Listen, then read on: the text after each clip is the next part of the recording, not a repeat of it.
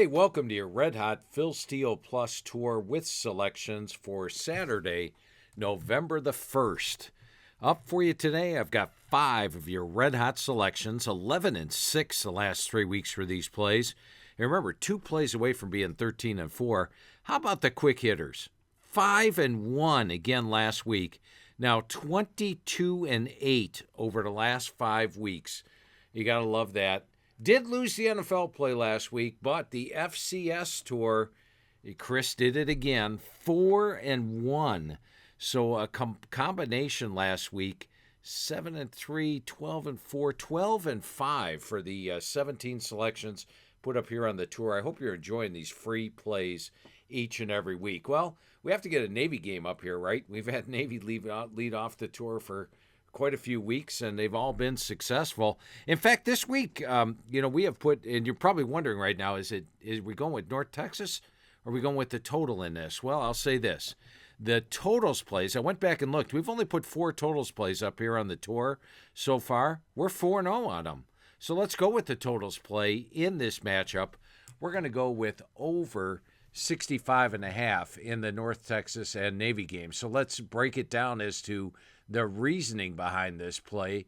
And we're going to start out with the fact that it's going to be 58 degrees, partly cloudy, so we do not have to worry about the weather for this matchup.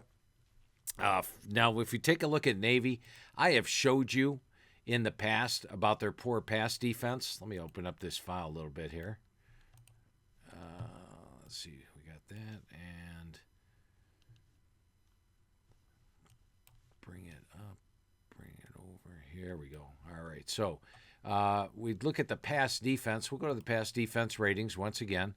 Overall pass defense ratings. I've told you Navy struggles when they take on a good pass attack, and Navy is way down here once again, number 112. And once again, I'll show you, if you go under last 40 years results, it not only gives you all the scores and all the lines since 1976, but down here, the coach every year, and then here's your pass efficiency defense ranking. Look at all the 100s in here.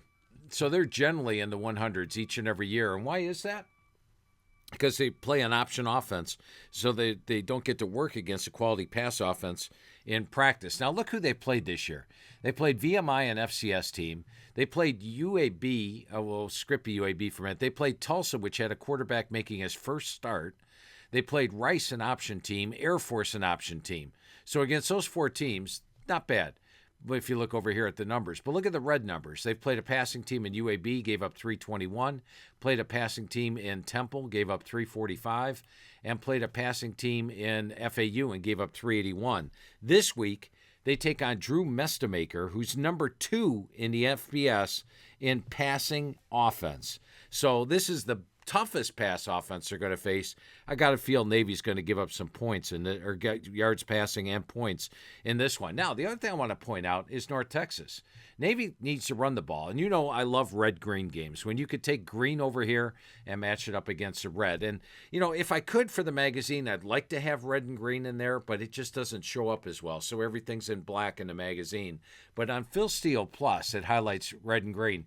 So you don't even have to look at Texas State. You just say, this team has a bad run defense. You could tell that just by looking at it. It doesn't matter what the team is or anything. You just see the red in this category. Meanwhile, does this team have a good rush offense? Yes. So look at that.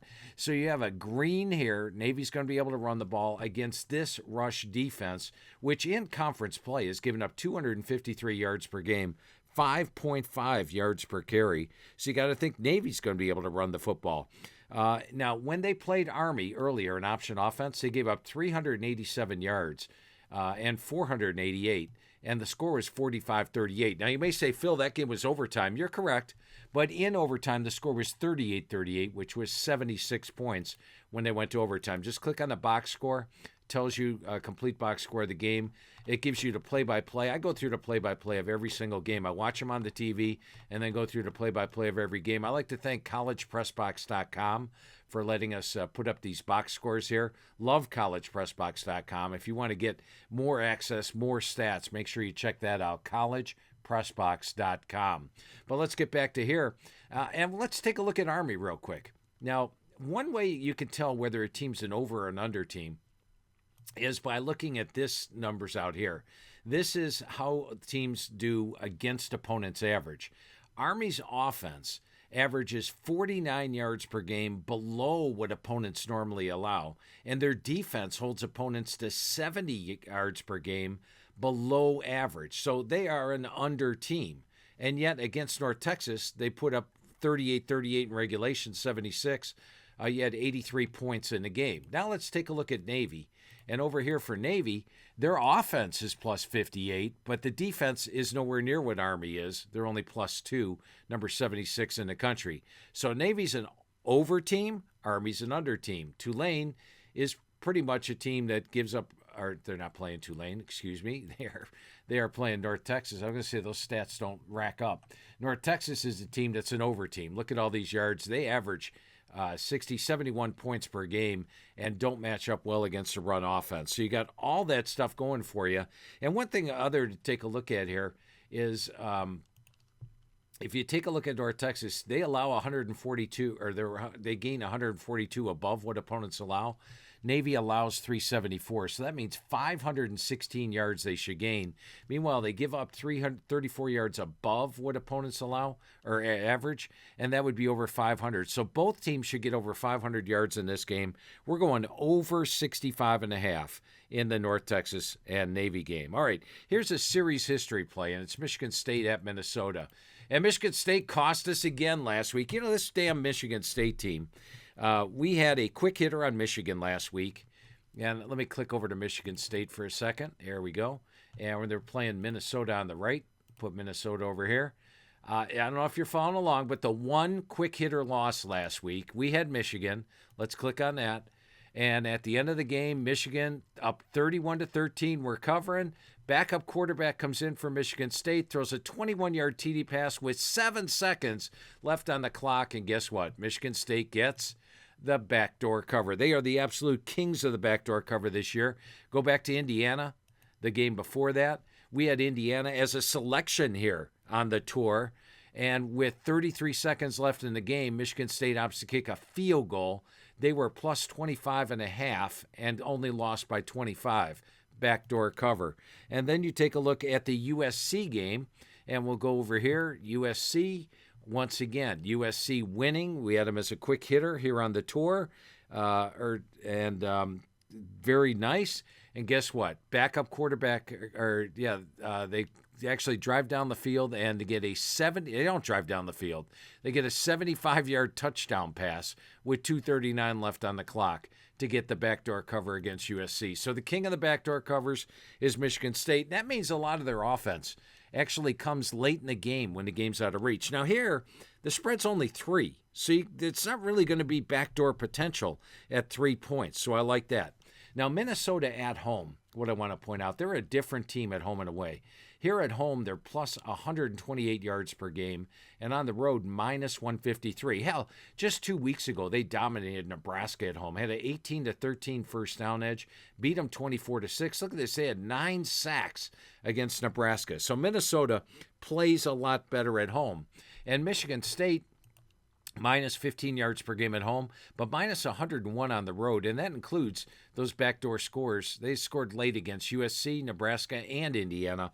All 3 games they got a late touchdown. If you look at the Nebraska game, Michigan State scores with 2:01 left in the game, led by Milovovic at the quarterback position, and they only lost by 11 in that one. So they're good for a late score when down big late. But once again, they're only getting 3 points here, so I don't know if that's going to be a factor. Minnesota, the thing I like best, and we're calling this the series history play. Let's click on the series history, Minnesota against Michigan State. This pops up when you do that. Once again, this shows you who won the game straight up or against the spread. Green means they won straight up. Red means they lost. Over here, this is the home team. The word win means they won straight up. The word loss means the home team lost straight up. And if it's colored green, that means the home team covered. If it's red, that means the home team did not cover. And this tells you this Minnesota in this case.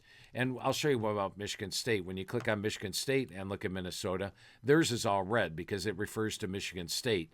You can see that 9 of the last 10 games, Minnesota has covered against Michigan State. Beat them 27-12 here in 2023. So you have a good home team against a weak road team. You've got the series history is 9-1, and you've got the king of the backdoor covers, but there's no backdoor. We're slamming the backdoor here. We're taking Minnesota -3 over Michigan State. All right, hey, 3 weeks ago I started with the special teams play of the week. It won. 2 weeks ago, special teams play of the week, won. Last week, special teams play of the week, won. 3-0 this year. All right, let's grab a special teams play of the week. And for this one, we're going to put Stanford on the right because they're at home. And we are going to put Pitt on the left because they're on the road. And by the way, let me check my schedule predictor out for a moment, see if I had any of these early games in here. Michigan State, Minnesota is in the schedule predictor. Now, on Monday, I said that the schedule predictor went 9-4. We had somebody called the office, pointed out the fact that I actually had listed Arizona State as a cover, and they did not. So I appreciate that. I've corrected it, and we've changed it back to the 8-5. But still, that's a great record. This is the overall best bet record. Once again, these are the individual category best bets on the schedule predictor. This is updated each and every week. And we will have, on Friday, I usually go through it and finish off the schedule predictor. We should have double digit. Last week we had 13. The week before that, I believe we had 12 or 14 and went 8-4-2 on the schedule predictor. So the schedule predictor does well, 124 and 81. These are the best bets. And how it works is this. You add up the best bets over here, like Notre Dame. We'll get to that in a minute. But let's add this one up. Minnesota. This best bet's on Minnesota. This is a half best bet on Michigan State. This is a half best bet on the situation for Minnesota. So these two cancel out. You've got a Minnesota best bet here by 14.8. You got a Minnesota best bet here by 15. This one's by 9.8. They're only laying 3. So it's a 3 best bet play on Minnesota. If it's green out here, that's an official best bet for this column. So the 2.5s and higher are official best bets, and we should have double-digit ones this week. So this is Minnesota is a 3 best bet.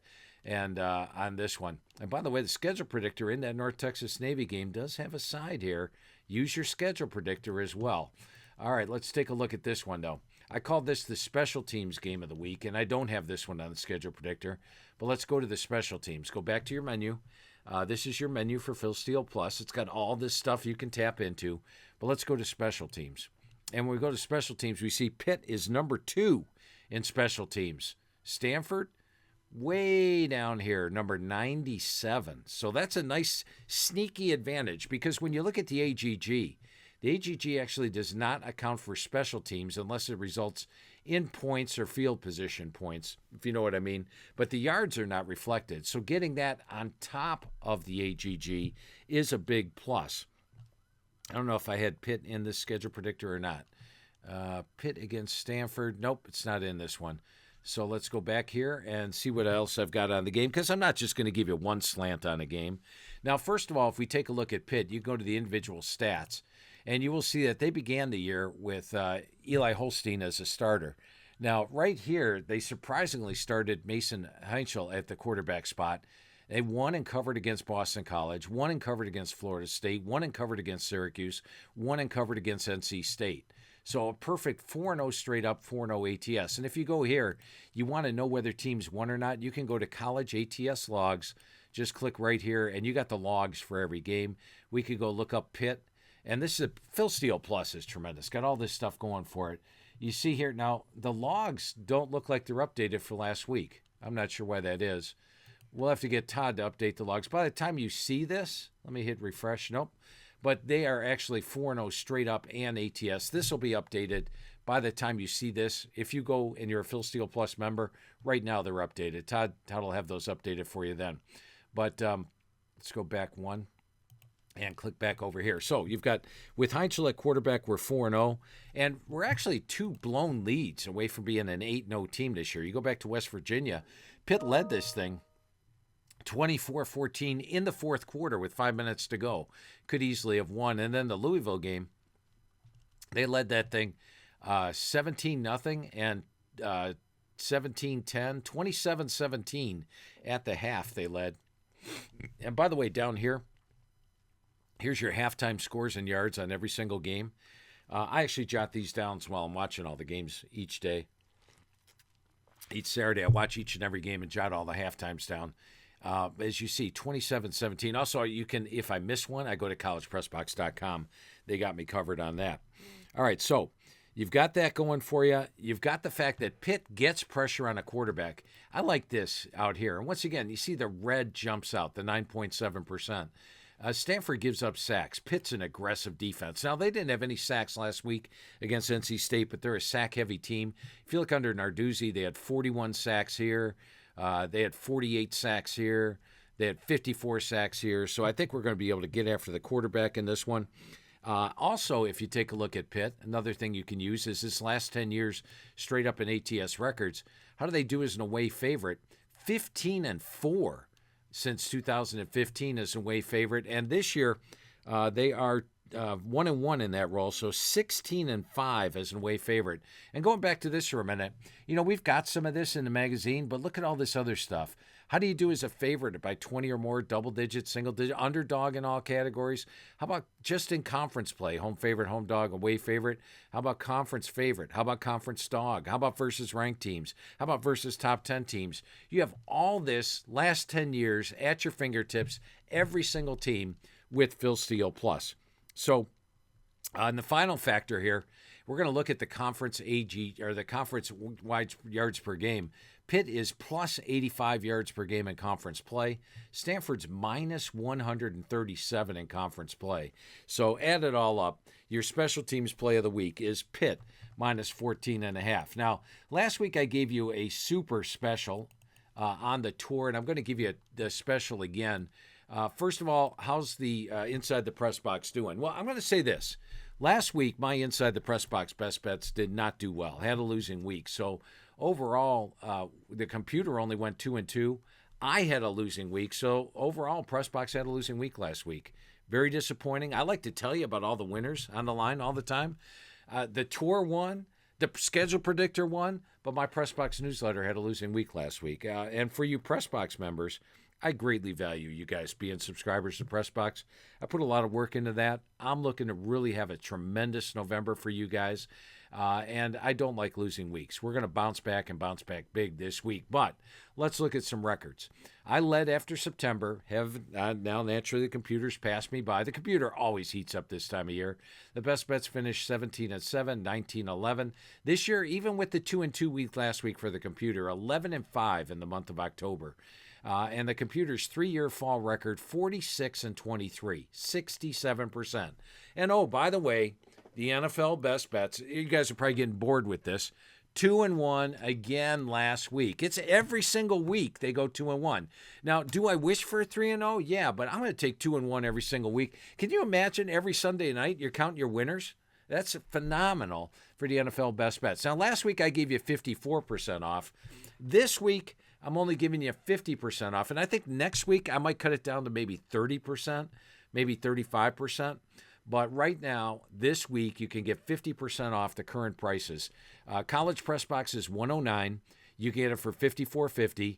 NFL Press Box is $129. You can get it for $64.50. The postseason is $89. You can get it for $44.50. But the bundle gets you the college, the NFL, and the postseason for $199.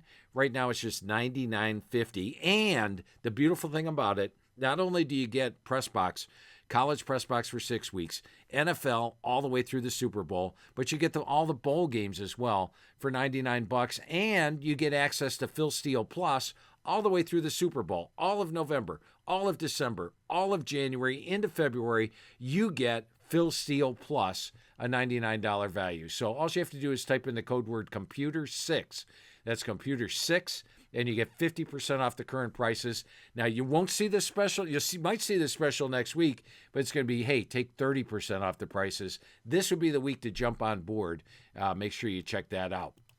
All right, let's get to your next game, and this is my schedule predictor game of the week. We're going to put SMU on the right, and we're going to put Miami of Florida on the left. All right, let's see what we got going on this game.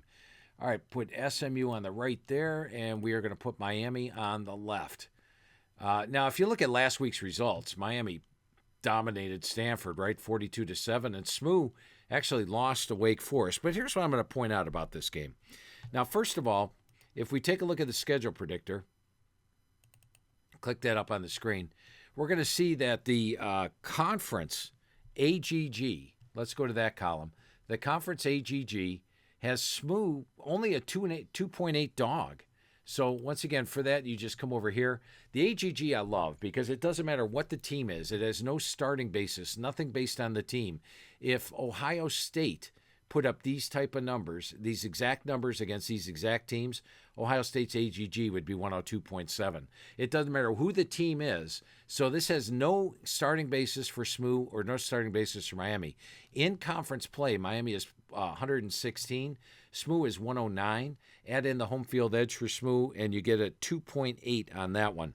Now, Miami last week, if you followed their game, actually got a pretty fortunate cover. They was 7-7 at the half. They did play well in the second half, but scored a touchdown with 26 seconds left when they could have taken a knee. I guess Mario Cristobal knew what the spread was, and they got the cover in that one. I believe that was one of the losses for the schedule predictor last week. Would have been 9-4 if not for that backdoor cover at the final second there. Also last week for SMU, they were in a super sandwich. They were off a big road win over Clemson, traveling again to the road to the East Coast, taking on a Wake Forest team off a bye, and in a sandwich between Clemson and Miami. So it was like a C game for SMU last week, but now it's back to an A game for SMU. They're at home against Miami of Florida. And how about Rhett Lashley? If you take a look at his home record here, 6-1, 6-0, 4-2, 5-1. These guys are great at home. In fact, Rhett Lashley here at home with Miami is 19-4 straight up. So now you got Miami traveling here. Now you've got an SMU game. And if you look at the schedule predictor once again, what kind of columns we got here? The plus-minus rating says SMU should only be about a 5-point dog. The situation, I mentioned this is an A game for SMU. That's in their favor. The situation plays, by the way, 9-5 last week, 59-31 on the year, 196 and 123 over 3 years. Let's check and how the situation plays work if you're using the schedule predictor. If it's a positive number, that says the home team has the advantage, which is the majority of the time. If it's a negative number, that means the visitor has the advantage. So keep that in mind. It doesn't have a team name there. A positive number, home team. Negative number says the road team. Now, the schedule says Miami's played the tougher schedule by 37. But out here, I mentioned SMU at home. Miami straight up on the road under Cristobal is about a 50% team. The FPI agrees with SMU, Conference AGG with SMU, Action Network SMU, and they're getting 12.5 in this game. So it's a 5-angle play. There are 5 different ones here, and that's adding this one and subtracting this one. So 1, 2, 3, 4, 5. SMU's a 5-angle play. Take SMU plus 12.5 as a schedule predictor game of the week. Here on the tour, I've had 5 of them so far this year. They're 3-2. Let's hope we move to 4-2 this week. All right, let's go to your plus-minus opponent average play, which won last week, by the way, with Utah over Colorado. And that thing was not even remotely close, all right? When you look at Utah last week, they beat Colorado 53-7. They had a 587 to 140-yard edge. Look at this. At the half, it was 43-0 with a 398 to 34-yard edge. That's domination. And here's the tricky part. Go to individual stats. Devin Dampier sat out. It was Bird Ficklin at QB. He only hit 10 to 22 passes, but they just dominate. Why do they dominate? They have a fantastic line of scrimmage. One of the best offensive lines in the country, one of the best defensive lines in the country. Now, I bring this up as the plus-minus game of the week. So we go back over here, and we're going to take a look at opponent and defense YPG versus opponent average. And what that means is out here, if, like here last week, for example, they had 182 yards above opponent average. Now, what that means is they put up, normally Colorado allows 405 yards per game. Add 182 to that, they put up 587. Defensively, Colorado normally averages 361 yards per game when they're not playing Utah. They held them to 140, so that's a plus 221 in their favor. Now let's look at the overall numbers. When you look at the overall numbers here, this shows you that Utah is number 3 in the country, despite the fact they have 2 losses. They are plus 134 on offense, plus 109 on defense. That's plus 244 yards per game above opponent average. Now, Cincinnati has a great record. I picked them as a dark horse in the Big 12 this year. They are delivering big time for me. They are 7-1. But look at this. They're actually minus 19 and plus 59. So that's plus 40. Where does plus 40 land? You should be around here. Plus 39.7, number 62 in the country. So you actually have the number 3 team in this category against the number 62 team, and you're only laying 10 points in this one. Now, generally, when a team has that large of an advantage, that means that they've taken on a softer schedule, right? Well, let's go take a look at the schedule in this game. Strength of schedule. We're going to find where Utah is. Utah is number 38. So they haven't taken on an overpowering schedule, but tough enough. Where's Cincinnati's schedule? Cincinnati's way down here at 75. So they've got this advantage in the plus-minus, plus it's against a much tougher schedule. And let's look who Cincinnati's played. They beat a struggling Baylor, Oklahoma State, which is horrible, UCF on the road. Iowa State was missing 6 defensive starters. Kansas has really struggled. Northwestern State, Bowling Green. They did lose to Nebraska. Utah's a better team than Nebraska, and Cincy lost by 3. So add it all up. It's in altitude. It's at night. And let's also look at this. Let's bring the schedule predictor back into play. By the way, the schedule predictor doesn't just have these games on here. It's got every single game, every single week. And you could find your favorite category. Hey, I really like the last 4 weeks. And what I tell you guys, I said the last 4 weeks really gets going as the season gets on, because you're dropping off half the schedule or dropping off over half the schedule by the end of the year. It's just teams in good current form. And look at this. Perked up to 7-4 again last week. It's only 22-19 on the year, but some of those weeks where, hey, there's 5 weeks of action, you're dropping 1 game off. Now you're dropping off half the year. This is where the last 4 weeks heats up. I would watch this column this week. Also, the conference AGG is a good column to watch at 45-25. Here's your home away AGG, but let's look at the last 4 weeks AGG. Utah by 24, and where that's found is right down here. This only takes into account the last 4 weeks. So the last 4 weeks, even with this loss to BYU, which, by the way, they had a 470 to 368 yard edge, 41-14 they're beating teams. They're beating them 37-20. But once again, the computer takes into account the strength of opponent and the yards. They are only plus 16 yards per game in these 4 games. They're plus 222. They're playing to 130.5 level. They're only playing to 111.5 level. That's 19. Add the home field edge of 4. That's 23-point edge for Utah in this one. Let's go back to the schedule predictor, and we will see Utah by 24, Utah by 17, Utah by 17, Utah by 19 in the AGG. This is a 5-angle play on Utah this week over Cincinnati in the schedule predictor. All right. Quick hitter time, and you remember 2 weeks ago somebody said, hey, you take too long on the quick hitters. I appreciate that type of input. I'll try to keep them short, but let's keep them winners, huh? We're 22-8 the last 5 weeks, 5-1 last week. All right, the first one we're going to start off with is USC at Nebraska. And when we look at this matchup, I think USC's a better team, but there's a couple things in their favor here this week. The first one is USC is 1-15 straight up and ATS in Eastern and Central time zones. How about that? Look at last year. Lost at Michigan, lost at Minnesota, lost at Maryland. How about this year? Did not cover at Purdue and lost at Illinois and lost at Notre Dame. So you got a team that struggles. And if you go here and look at the last 40 years' results, you could go back and do the research and look at every single game they've played in the Eastern or Central time zone. I did it last night, but this is supposed to be quick hitter, so I'm not going to show it to you. But 1-15 straight up in ATS in Eastern and Central time zones. And how about Mike Riley as an away favorite here at USC? He has got a record of 3-12. All right, that's your quick hitter. First play is Nebraska plus the 7 over USC. How about my Phil's preseason line versus the current line play? That's another column on the schedule predictor, and I will explain it to you. And once again, we'll try to keep it short. Put Wake Forest over here, and we'll put Florida State over here. And in this game, if we take a look, I should have it on the schedule predictor. Florida State, my preseason line on the game was Florida State minus 17. They are minus 9.5. So that's a play on there. The preseason plays 51-34 this year, 131-81 over 3 years. Which sometimes shows an overreaction. Current AGG says Florida State. Florida State is only a 2.5 play. They've got the better schedule strength. They got the situation edge.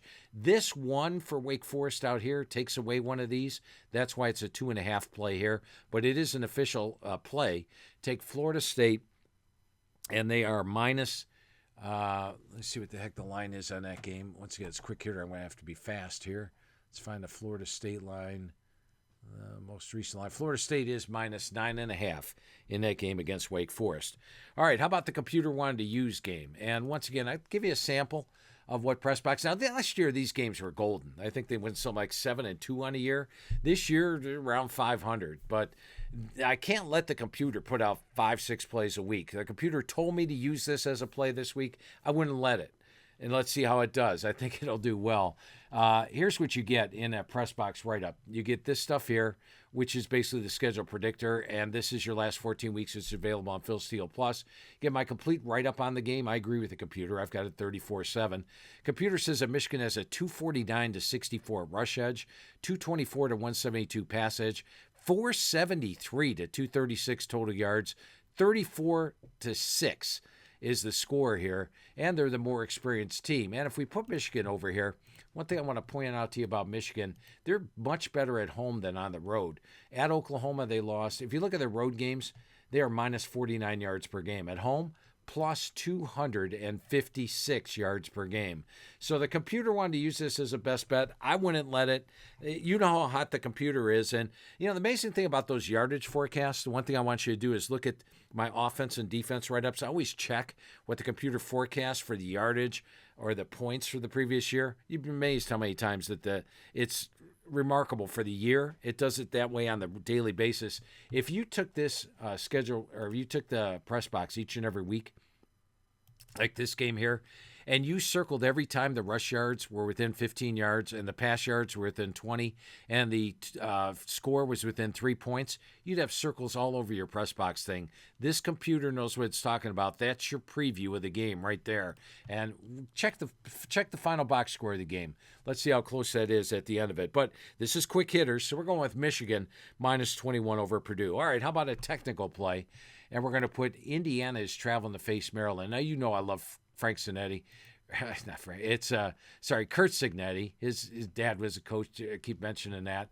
But Kurt Signetti as the head coach of Indiana, and he does a hell of a job, and he makes his team play the entire 60 minutes. That's why he's a great away favorite, great home favorite. That's why I'm stunned they gave up that late field goal to Michigan State. It's something that just doesn't happen.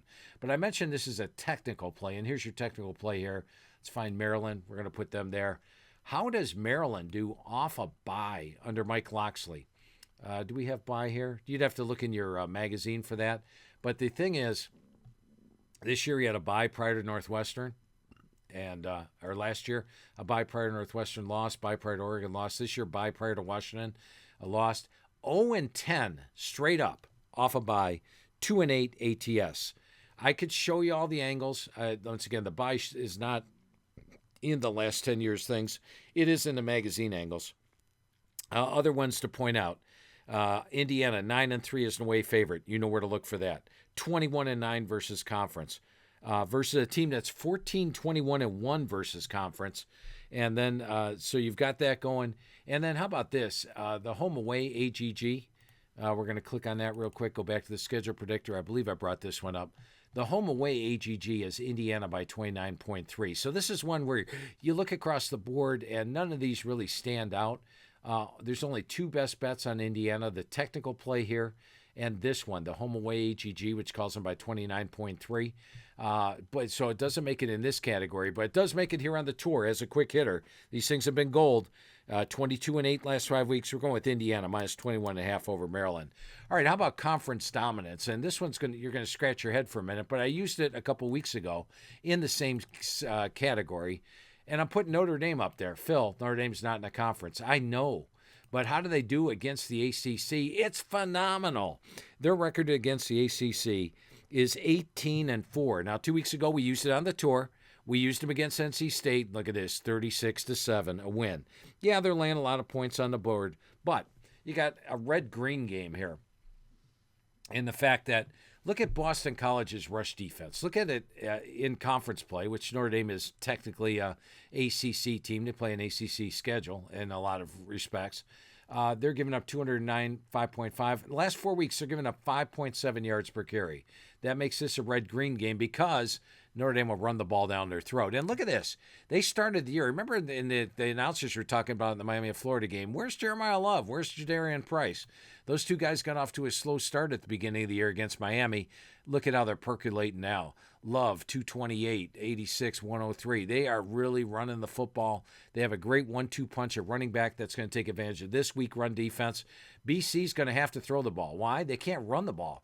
And Notre Dame's got a tremendous run defense. This is a red-green game as well. It's a conference domination game. And here's the other thing. Boston College, I mentioned in this Connecticut game, which we used here on the computer used, I believe, was that it was a great situation for Connecticut off a bye, and the fact it was their huge game for them. Boston College was struggling. BC 1, 2, 3, 4, 5, 6 straight game. You're going nowhere. You've lost 7 games. Players are probably thinking, are we going to the portal? We can't go to a thing. Notre Dame's fresh and happy off a bye right now, and they're playing great football. And, of course, you remember down the stretch last year, they just annihilated teams. So add it all up, we're going to take Notre Dame minus 28.5 as your conference dominance play. One more play for you. Now, I don't know anything about the NFL. I don't watch the NFL. All I know on the NFL is by looking at these pages when I'm preparing for the tour. So last week, I didn't realize Atlanta's quarterback wasn't going to play when I put it out on the tour. But I do think everything is good for this particular play. I don't think there's anything wrong.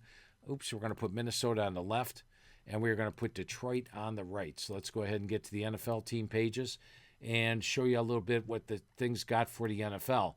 Now, if you followed my blogs during the year, or if you got the NFL magazine, and by the way, if you come over here, you can get the NFL Preview magazine, which gives you 4 pages on each NFL team for just $15. And by the way, if you want to get the digital FCS magazine, you have to click the digital versions, and that's here for $25. But that's how to get to Pressbox. And for that Phil Steele Plus special, once again, you can go here and get the college edition, get the NFL and college bundle, NFL edition. Type in that code word. It's not $199, $109, $129.99 for you. You get 50% off those prices. So that's the store. But if you followed the blogs during the year, Minnesota is the only team that was actually in the red in every single category.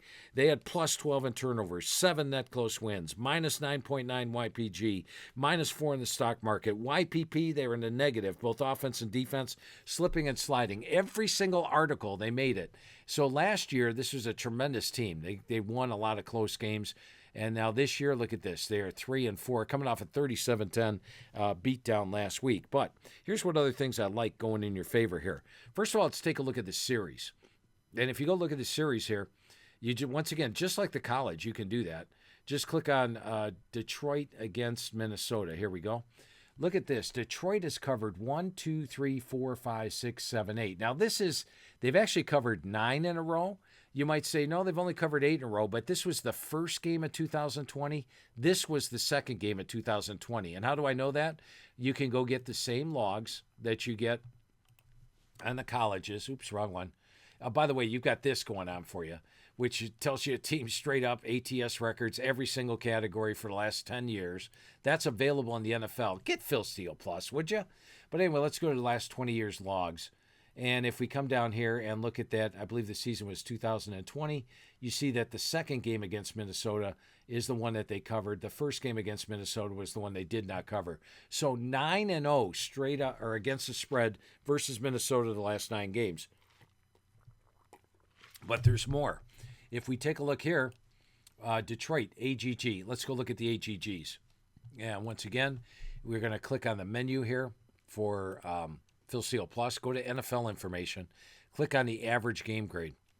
Detroit's right here, 92.3. Where's Minnesota? They're all the way down here at 81.4.